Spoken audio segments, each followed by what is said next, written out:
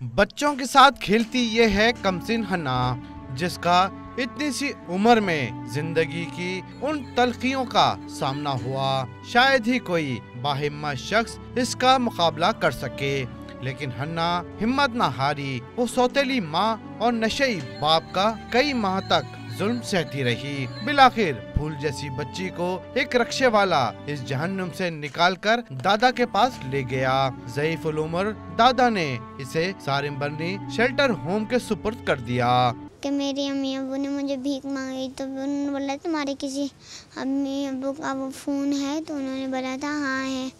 तो फिर मैंने वहाँ से फ़ोन किया, तो फिर वो जो रिक्शे वाले अंकल थे वो उन्होंने मेरे दादा के पास मुझे छोड़ा। जुल्म की चक्की में पिसी हन्ना को यहाँ करार मिला है और इसे यकीन है कि यहाँ तल्ख माजी की किरण भी इस पर नहीं पड़ेगी। वो यहाँ खेल के साथ अपनी हम उम्र सहेलियों के हमरा तालीम भी हासिल कर रही है और अपने सफ़ाक वालिदैन के जुल्म को भुलाने के लिए पुरज़म है। ये जिंदगी से भरपूर बच्ची है।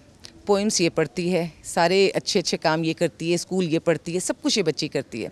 घर जाने की ख्वाहिश उस खौफ से ख़त्म हो जाती है जब इसके जहन में वो माँ और वो बाप आते हैं जो इससे भीख मंगवाते हैं। हन्ना के दादा को इसकी याद महीने में 1-2 बार खींच लाती है और दोनों घंटों बातें करते रहते हैं। हन्ना को उम्मीद है कि एक दिन वो मुसीबत ज़दा लोगों का सहारा बनेगी। कैमरामैन कासिम खान के साथ इमरान हफीज, डॉन न्यूज़, कराची।